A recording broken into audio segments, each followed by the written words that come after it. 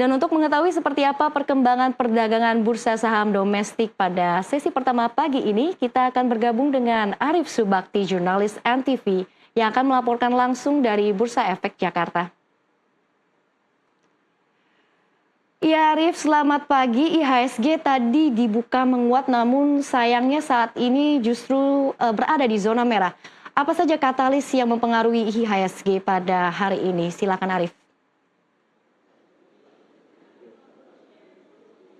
Baik Ellen dan juga pemirsa, seperti yang kita ketahui pada pagi hari ini IHSG dibuka di zona hijau di level 8.201 atau menguat sebesar 0,4%. Berdasarkan pantauan kami pada pembukaan perdagangan hari ini, volume perdagangan yang tercatat adalah 1,1 miliar saham dengan nilai transaksi mencapai 1 triliun rupiah.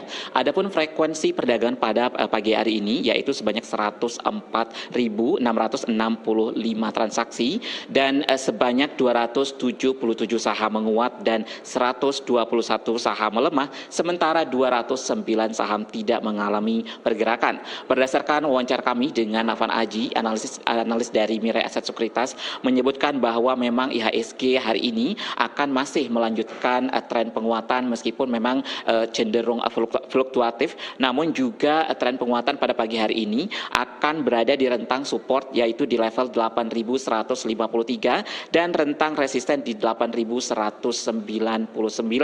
Adapun sejumlah sentimen yang akan mempengaruhi pergerakan IHSG pada pagi hari ini yaitu yang pertama adalah sentimen domestik, di mana memang seperti yang disebutkan tadi bahwa pasar masih menantikan rilis sejumlah data ekonomi, salah satunya adalah indeks keyakinan konsumen yang per September 2025 diprediksi naik begitu di level 200, yang dimana memang sebelumnya pada bulan Agustus IKK kita berada di level 117 dan juga pada bulan Juli berada di level 118, dan berada di level lebih dari 100 ini memang menjadi cukup optimis begitu dengan adanya daya beli masyarakat dan juga kondisi ekonomi domestik. Dan selain itu salah satu sentimen positif yang berasal dari domestik adalah adanya ekspansi fiskal yang memang sampai saat ini masih gencar dilakukan oleh pemerintah, yang membuat juga Bank Dunia menaikkan proyeksi pertumbuhan ekonomi Indonesia pada tahun 2025 dari yang sebelumnya 4,7% menjadi 4,8%.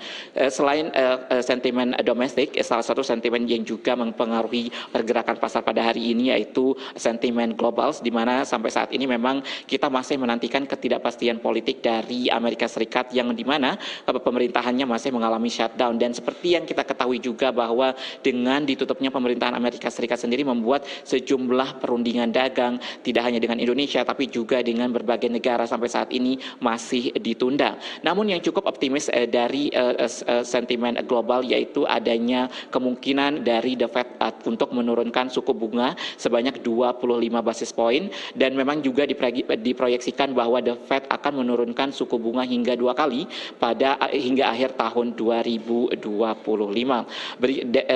Berikut adalah informasi yang dapat kami sampaikan, dan kita akan menantikan seperti apa memang pergerakan IHSG hingga akhir perdagangan pada sore nanti. Demikian Ellen, kembali ke Anda di studio.